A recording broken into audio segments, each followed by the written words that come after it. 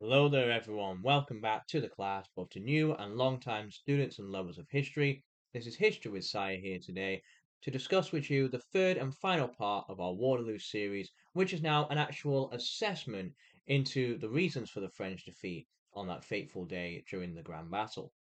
If you haven't already, do make sure you checked out the two previous Waterloo videos. We went over the background information before the battle and the main conflict itself and the narrative of the events of that fateful day. With all that said, notepads and pens at the ready, and let us begin.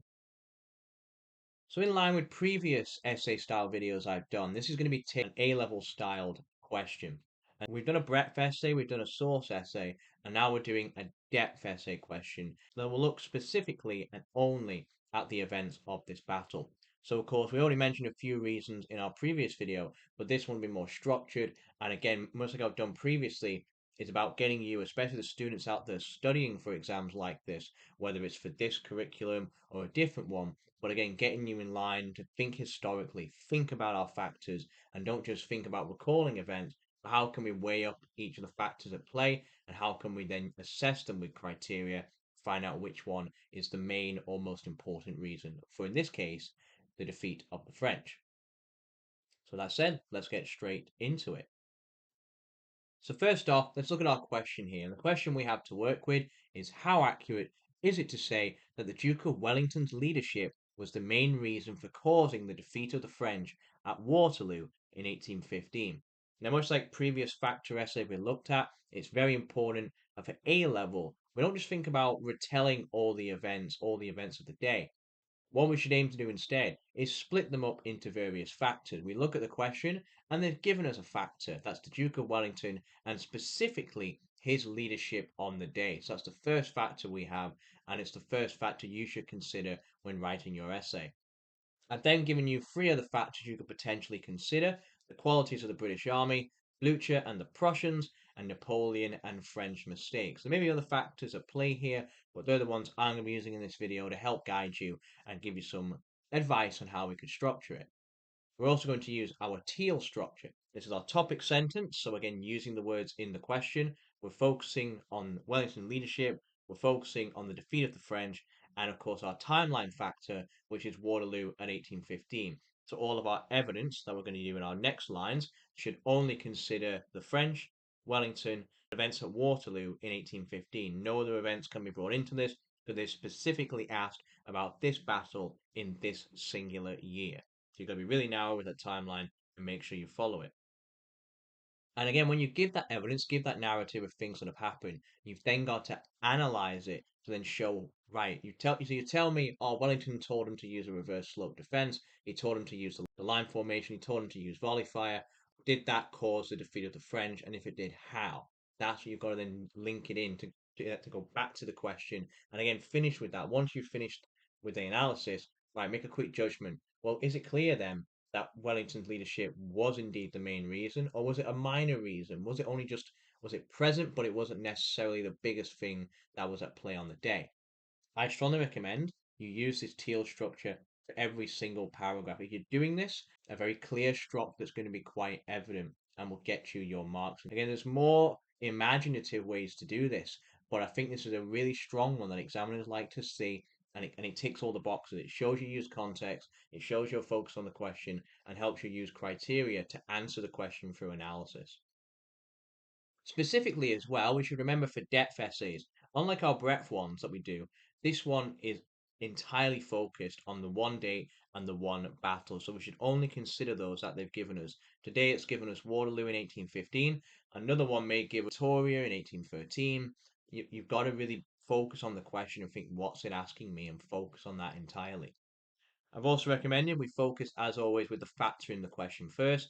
This is the one they've given you, so it's the one you get for free. You don't have to think about this. They've told you this is an important factor, so therefore the easiest thing to do is go, well, it must be important, and therefore include it in your essay. You don't necessarily have to conclude it was the main reason, but you should at least be using it in the essay and exploring it in a decent amount of detail.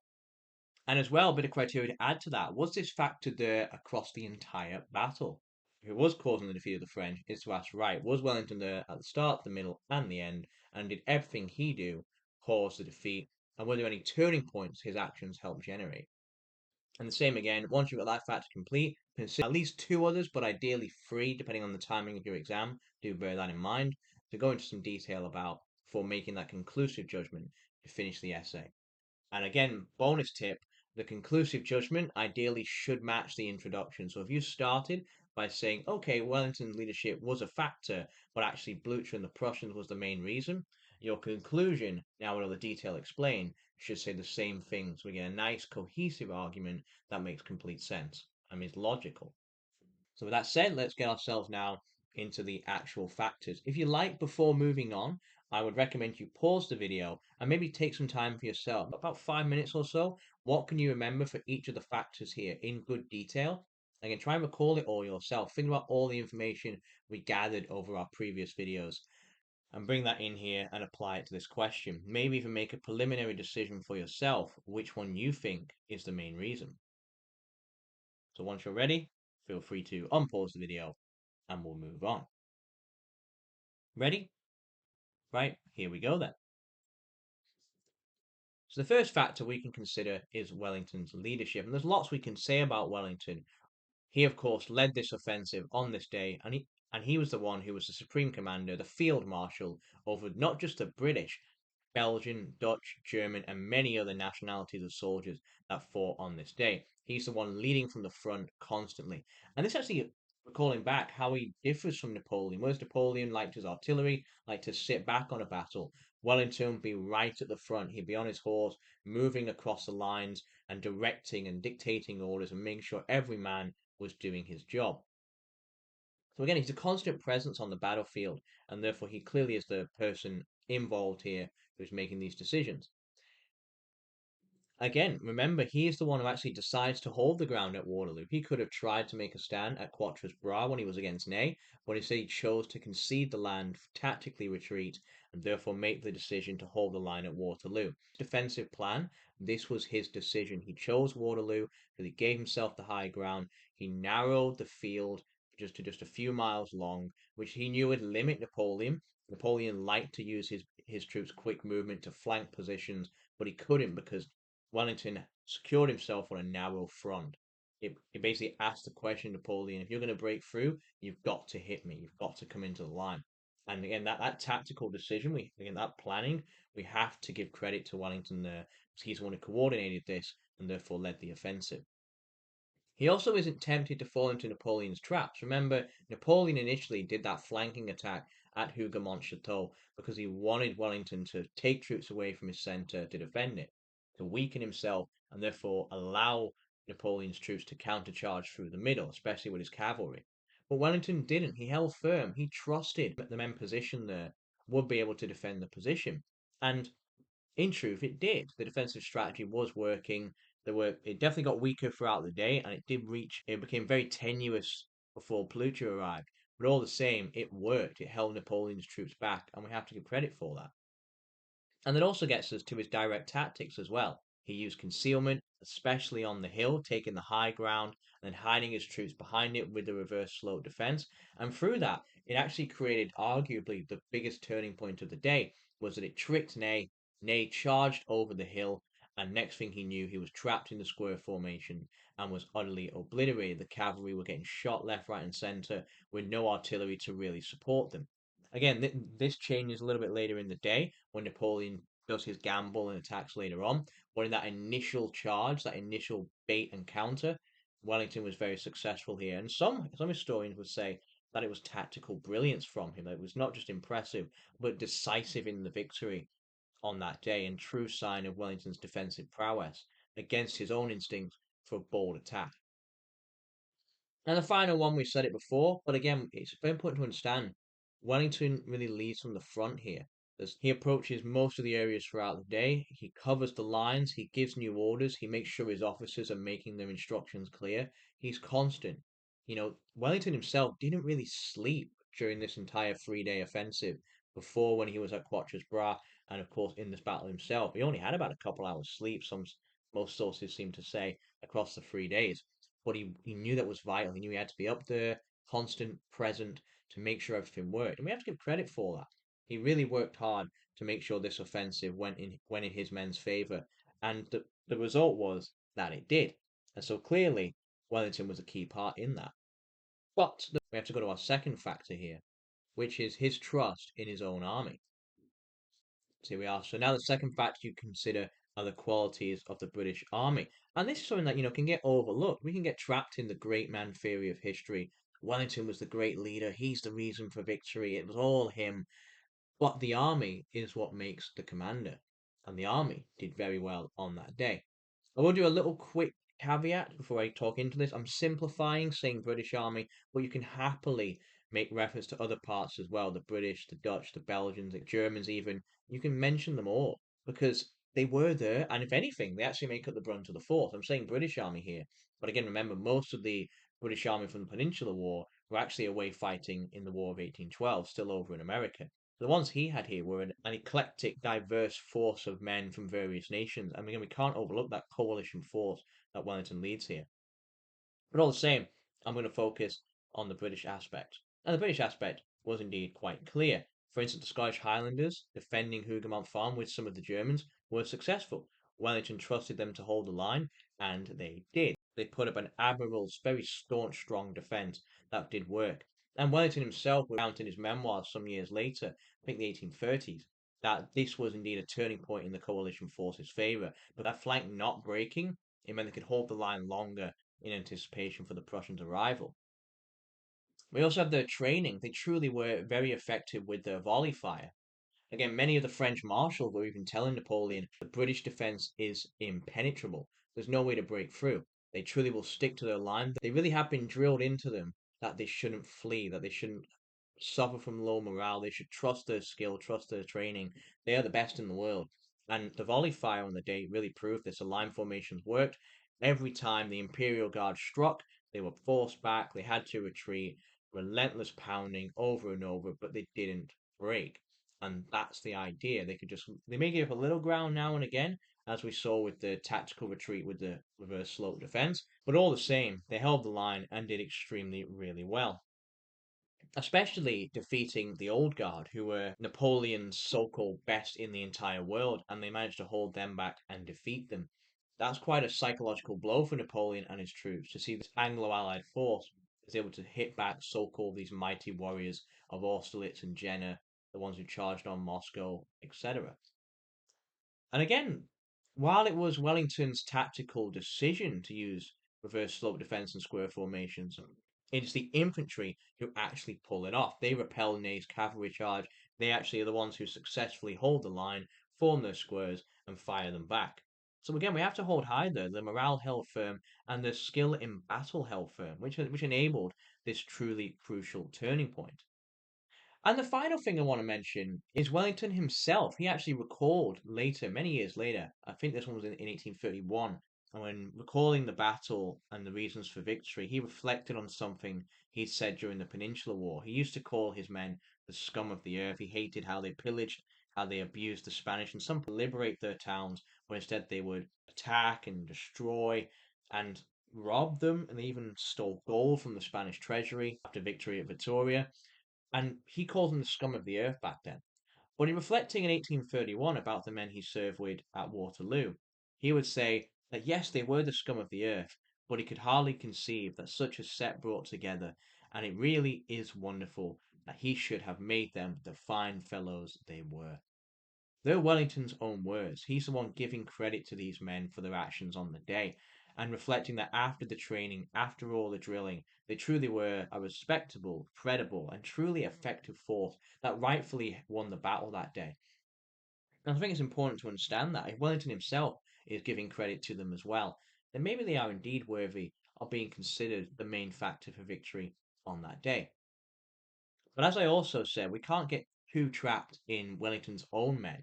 There was indeed an entire other force who came to his aid at a very decisive moment later in the day.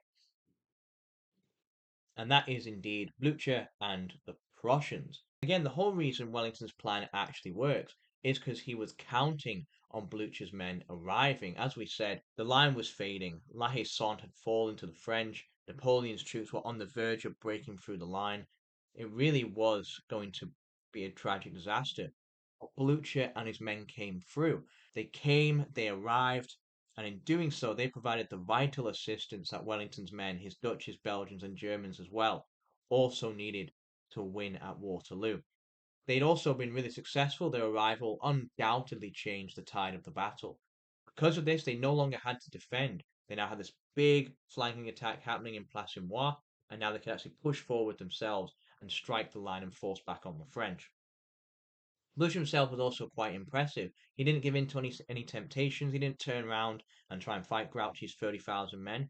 He also didn't do as Napoleon hoped, which was give in to fear, give in to disinterest, and break his promise to Wellington. He held firm.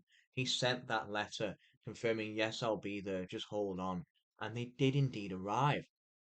And that was so decisive because they hit the flank hard, they overwhelmed at Plassimois, and meant Napoleon doomed. He truly was doomed. There was nothing he could do. He knew he had to try and defeat Wellington's forces before Blucher arrived, but he had not done that.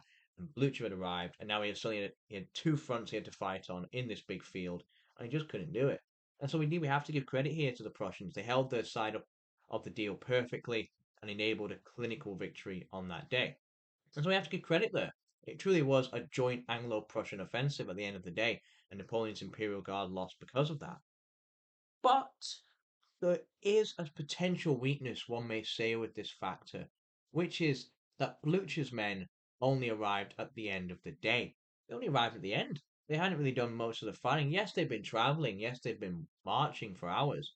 But it was Wellington's men who'd endured the relentless pounding and attacks from the French. They're the ones who held the line, which enabled Blucher to arrive and have this very easy flank attack to strike hard and therefore save the position. So he benefits from the French already being exhausted, already being tired, and a bit demoralized and not being able to defeat Wellington's forces for this point in the day. And so I think we have to accept that as a potential weakness in the factor. Yes, it was decisive. Yes, he brought about victory in the end. But if Wellington's forces hadn't held on and allowed that opportunity for Blucher to arrive to happen, then maybe indeed we should give credit to the Anglo-Allied force instead for having weakened the French and held their part of the line first to enable Blucher to get this attack in the end of the day. But there is one more thing to consider, and that indeed is the French themselves. So our final factor is Napoleon and his own men's mistakes on the day. Now, as we said, Napoleon already had a real uphill battle here. He, of course, he knew he'd done what he wanted the previous 2 days. He'd split up the Prussians and British, and he managed to separate them across the field. And he made a decision. He said, right, I could charge after Blucher with Grouchy's men, or I could go and attack Wellington instead. Napoleon chose to attack Wellington. This choice he made ended with the French losing. So again, I think Napoleon has to take some flack here for the mistakes that you could arguably say maybe he made the wrong choice at the start of the battle by not choosing to keep striking at Blucher, who he was successful against when he had attacked. He got Blucher to retreat and was routing him. So of course, there's something to consider there. And again, the actual decisions in the battle itself. Okay, we accept. Okay, you chose Wellington. Let's see how the battle actually goes. And it didn't really go that well. Napoleon's feint attack at Hougoumont did not work. It did not deter Wellington one bit. Wellington did not give in to the temptation. So there's a big blunder there. He's wasting forces and he's just pounding into the position. In fact, Wellington famously commented on what Napoleon had done here. Wellington said that despite all the things he'd heard about Napoleon, this mastermind, this great improviser, this true genius with artillery on the battlefield, he felt simply a mere pounder on this day. Dull, predictable. He even said he came on in the same old way and he lost in the same old way. So again, despite all the stories, despite the myth around how great Napoleon was, he was doing stuff that Wellington had already seen, had expected, and therefore knew how to deal with. So again, so Napoleon's strategy and tactical decisions weren't really that effective. He truly seemed to have lost the tactical edge, the marvels that had made him so wondrous to study in his earlier campaigns in the early 1800s and 1790s. But again, we can't get too fixated on Napoleon. There were other decisions as well. If anything, Ney's cavalry charge probably deserves the most blame here. His complete blunder by falling for the reverse slope defense, that feint retreat, committing to the attack, and exposing all of his artillery. There are some historians who, in studying Ney, believe actually he was suffering from post-traumatic stress disorder during this battle. He was under a lot of strain, a lot of pressure, and some surmise to believe that he was, in some ways, you could arguably say, suicidal. He blundered into this mistake, but in some way, maybe he did indeed want to die. Again, there's debate to be had there, but the way he behaved and the severe damage this did to French manpower, it can't be overlooked, and it truly shows a lack of coordination between Ney and the marshals, even Napoleon himself, that this could somehow happen on such an important battle. And again, we have to look at Grouchy. Napoleon trusted Grouchy to take his 30,000 men and sort and deal with Blucher, stop him from arriving. Grouchy failed. Again, 30,000 men, that was a lot of men Napoleon not to have. Wellington actually only had slightly more men than Napoleon's men did on the day.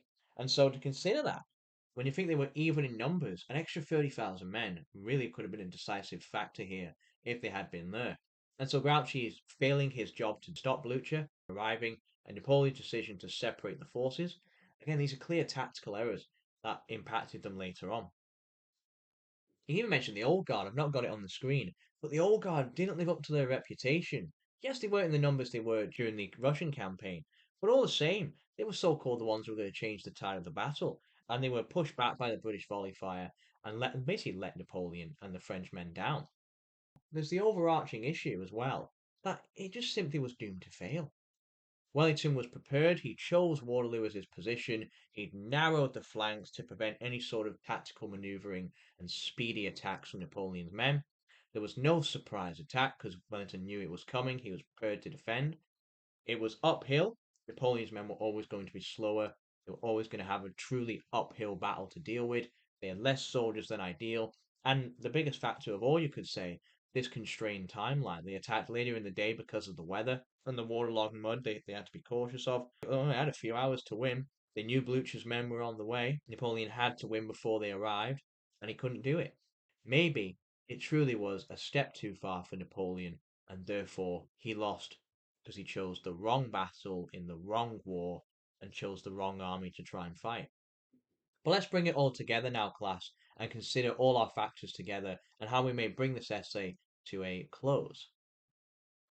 So we have to make a conclusive judgment. And the one I'm giving here is not necessarily the correct answer. The beauty of history is we all have our own interpretations of events and you can make your own decision. For simplicity, I always agree with the factor in the question because I'm always thinking about you as students out there who are using this video. The exam pressure, the time constraints, and you may indeed find it easier to just simply agree with the question. It said that was the main reason and you can give the extent of that rather than have to worry about in the exam trying to change that decision and make one for yourself. You may be able to do that. And again, there's no difference in marks aligned for this. The criteria across exam boards is very clear. As long as you've got that evidence, as long as you've used clear criteria and backed it up, and you've made the judgment has been clearly expressed, then you will get marks. But for simplicity, I'm going to wrap things up by agreeing with the statement. So we've looked at this and we've said Wellington indeed was a constant presence at the battle. His strategy and tactics indeed were a decisive factor in the Anglo-Alliance's victory, especially reverse slope defence, the use of squares, and his own decisions to use the hill, narrow the front, and therefore commit to this defensive campaign. However, we can't overlook the other factors. The whole reason this battle does work is because Blucher's men finally arrived. It was a near damn run thing, as Wellington himself said. He knew they were at breaking point, and he knew Blucher's men were the decisive reason. By them arriving, they were able to achieve victory. But also Napoleon himself and his marshal, they made some key errors on the day that gave Wellington's men a much easier time, especially Ney's blunders, especially Napoleon's decision to delay the attack. So again, there are other factors to consider here, and we have to accept that. But one way this essay can finish is by concluding that it is very accurate to say that Wellington leadership was the main cause for the defeat of the French at Waterloo. Do you agree, though? This is important. Do you agree with this? I want to know. Do let me know in the comments below. What have you decided here on this great debate we've had? It's an enriched one. This is one of the most studied topics in not just Napoleonic history, but all of history itself. It's very popular. There are many, many opinions, many, many books on this battle one can study to try and understand it. So I do recommend, as always, you go away with some further reading and try and make a true decision for yourself. And that brings it to a close for us, class. This has been our look at the Battle of Waterloo in all its detail, all its glory. And I hope, as always, we found this useful, quite insightful. And of course, for you students out there, that this video in particular has proved beneficial for you in your studies in helping you write and become more analytical in your historical essays. Do make sure you like, comment, and subscribe. I always look forward to hearing from you. Your engagement is always appreciated. And we'll prepare ourselves for our final series of videos that we're going to be looking at. Looking to some bonus videos because a few people have messaged me commenting about how a Napoleon and Wellington tactical video, like how I did the infantry, cavalry, and artillery ones. A few people have messaged me asking for one specifically about Wellington and Napoleon themselves. I'll gladly do those because I think they are worth knowing, especially Wellington. He's definitely on the curriculum of two of the papers that can be studied, so he is worth knowing in greater detail. I'll also consider including some of his Indian campaigns as well, because quite rightly, we've gone straight into his action in the Peninsular War, but his action in India can't be overlooked either. A lot of the lessons he learned and implemented in the Peninsula and here at Waterloo, he actually learned and put into practice during the Maratha Wars in India, so it's very important we consider them. Also, as well for yourselves, if you have a certain video on this topic you want to request, let me know. Maybe some maybe some Napoleon content, his battles, we can go into more detail with. I'll leave that up to you though. Thank you as always for watching. This has been History with Sire. Thank you for listening.